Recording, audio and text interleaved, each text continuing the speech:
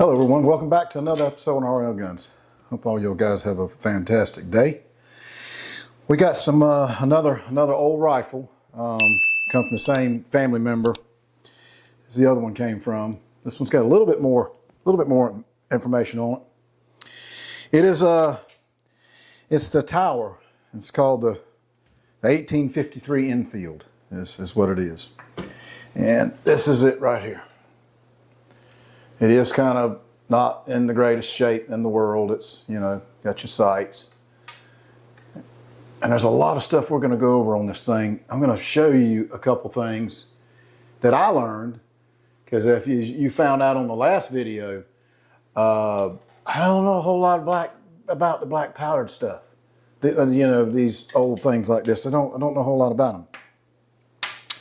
And triggering, I guess, it's got like a, you pull it one time and it sets it. So of course it's not going to fire, and then you got to put your cap or whatever in there, and then you pull it back one more and then pull the trigger, and then she'll fire.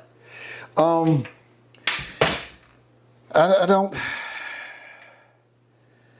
think the caliber, from what I gathered, is a .577, I believe is what it was.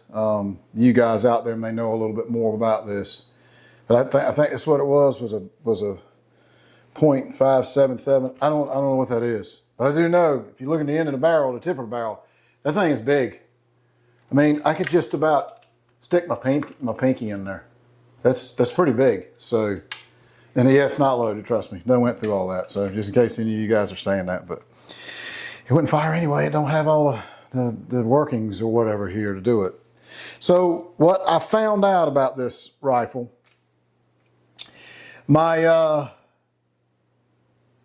son-in-law wanted me to see if it was a legit, you know, if it wasn't a replica, and it, you know, it played into part of the war, you know, World War I or World War II, or the Revolution or whatever. He wasn't sure, and he wanted me to go do the research and then do a you know, video on it. So hopefully some of you guys will be interested in this, because this is pretty cool. So stay tuned. You're going to find something out.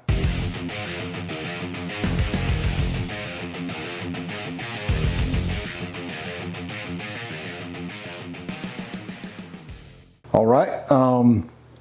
This is what we found out.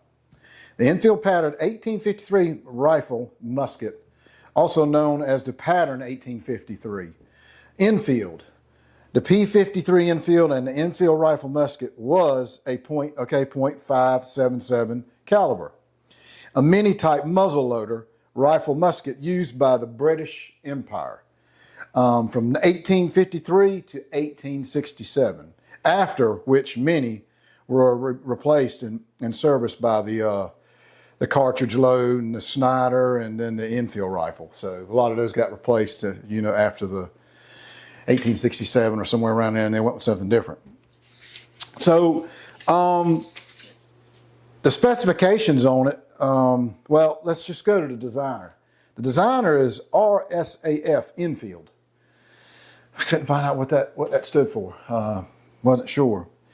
The design was done in 1853. The unit cost, believe it or not, y'all will never believe it, $20. I know my glasses are sliding off my darn nose. I know that doesn't seem like a lot of money to us at this particular time, but you're talking back then when they made 75 cents a week, maybe 50, 75 cents a week, something like so. $20 took them a long time to save up. So, and that was in 1861. I think that's what that was. So still. And they produced them in 1853 to 1867 was when this particular one was produced. Now, the mass weight is 9.5 pounds. Let's see. Yeah, do some curls with that. Yep, about 9.7 pounds. That would be correct. The length is 55 inches. I don't know if I have a tape measure. Okay, no, I don't have a tape measure. I thought I did. I just wanted to check it and see. The barrel length is 39 inches, and it's pretty long. And there's some giveaway stuff on this. I'll show you in a minute what Well, let me ask you, do you think it's a replica? Or do you think it's an original? I'm probably going to shock you because it shocked me. But I know what it is. Put it in the comments. What do you think? What's your guess? Okay. Cartridge is a point. Well, now it says the cartridge is a .550. Oh, and then it does say they made them up to a .577. Action is precision lock. And rate of fire, user dependent. Usually 3 to 4 rounds a minute. Wow. Gosh, that's crazy. The muzzle velocity is 1250 feet per second. And the effective firing range is 300 yards. It's not long, is it? Maximum firing, you know, if it's 300 yards, I'm thinking about this. What if you're at 295 yards and the projectile comes? Would it just sting? Or would you just say, oh, what just hit me? You know, I don't know. Just curious. Not making fun, but I'm just I'm really serious about it. I'm being curious. Okay. Feed system is muzzle loader. And the sights are adjustable ramp rear sights with a flexed blade front sight. Okay, these are adjustment. It goes through 1 through 4. Can you see that right there? It goes through 1 through 4. And then the front is just a regular sight. So nothing fancy on that. Okay, so that's probably it there. Reproductions. Okay, here we go. This is just a little bit of information about the reproduction, kind of give you sort of somewhat of a knowledge base on these things. The Enfield 1853 rifle musket is highly sought after by the U.S. Civil War reenactors, British military firearms enthusiasts, and black powder shooters and hunters for its quality, accuracy, and reliability. The Italian firms of, I think I'm pronouncing this guy's name right, David Perdisel and Company, and Army Chapeka Army Sport manufactured a modern reproduction of the Enfield 1853 rifle musket, which is readily available on the civilian market. David Persol's reproduction are imported into the United States by the Italian firearm group located in Amarillo, Texas. Now, can you believe that? That's kind of cool. So that means there's a lot of reproductions out there on it, but we got more to go. I just want to see what your guess is. Is it a reproduction or is it original? So I'll give you a little bit of a look at the wear. Just look at the wear right here. Okay, real close. Another one is right here. That right there. And then another one is right here. Now, some of you guys and gals out there that collect these things already know what it is. You already know because of those couple things that just showed you right there. Okay, now, the British company Parker Hale also made reproductions of the Enfield 1853 rifle musket and of the pattern 1861 Enfield, and that's called the Musketoon in the 1970s. Those pieces were made to original patterns but are not particularly suitable for the U.S. American Civil War reenactors because they were made to fourth model specs, including having the badly barrel bands. Badly barrel bands. Y'all know what that is? I don't know. The model, the fourth, was originally made too late to have been fielded in the American War. Appropriate models for that used would be the second or third model 3-band rifle musket. Okay, so evidently those never made it to the thing. Here we go. This is the most important part about this video I want to tell you guys, and I sure hope y'all are hanging around listening to this because I am a big history advocate, man. I just love history. And I love to go in and try to find something new. The old brain the sponge is getting dry. So I gotta keep moistening it to keep it going. You see what I'm saying? This is moistening it. I got up very, very early one morning. I spent hours just on this particular firearm, trying to get, as much information as I can. And I did. I found a ton, way too much to put on the video. I'd be here all day, all night. Bring my pillow, go to sleep. Okay, here we are. So here is the repro, and they call it for abbreviation repro, but it's a reproduction.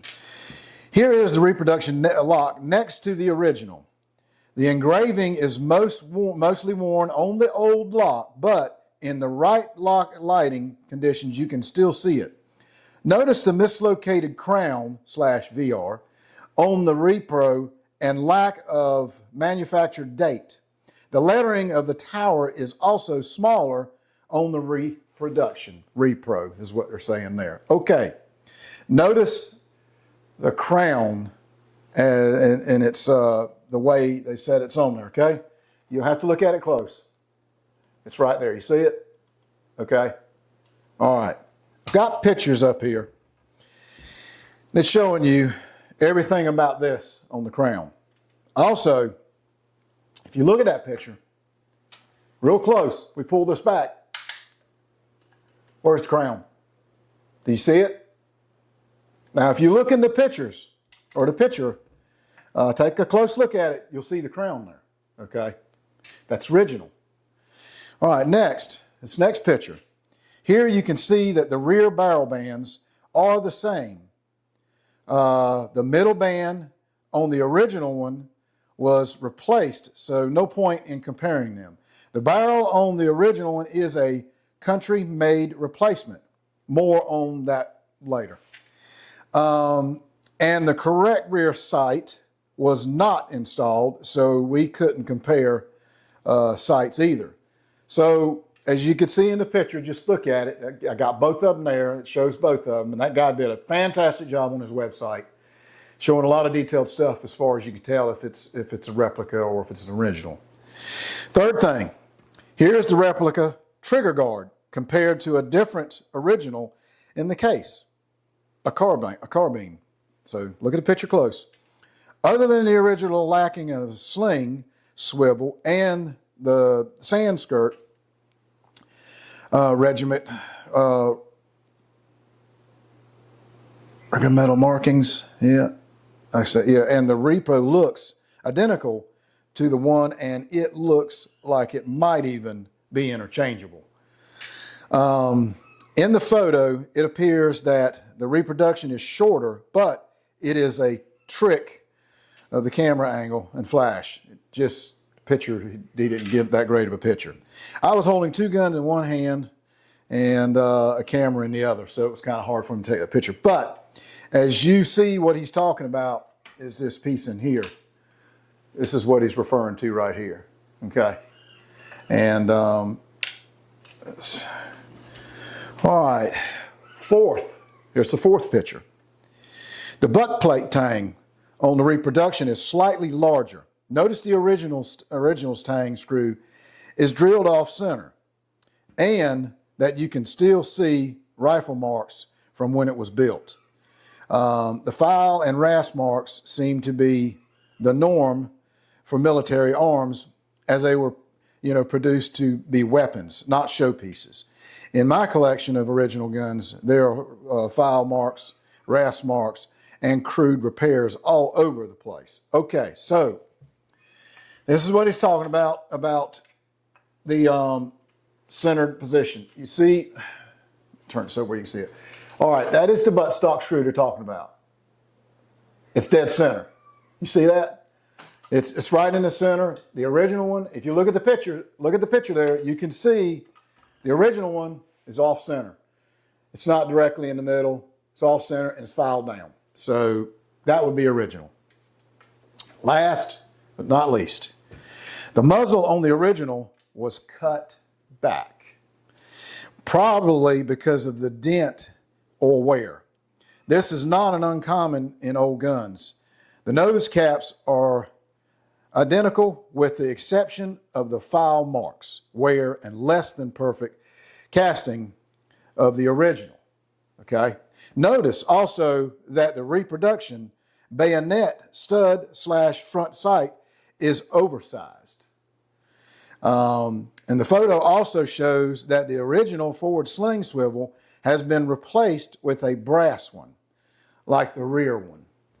And also the rammer has been replaced with an off-pattern one that lacks the correct tillip-shaped tip. Okay, now, right, the barrel's been cut back. Turn it around just a little bit this way, because this gun is so, there you go. Now, see the difference? And you see the picture? All right, so it hasn't been cut back. These here,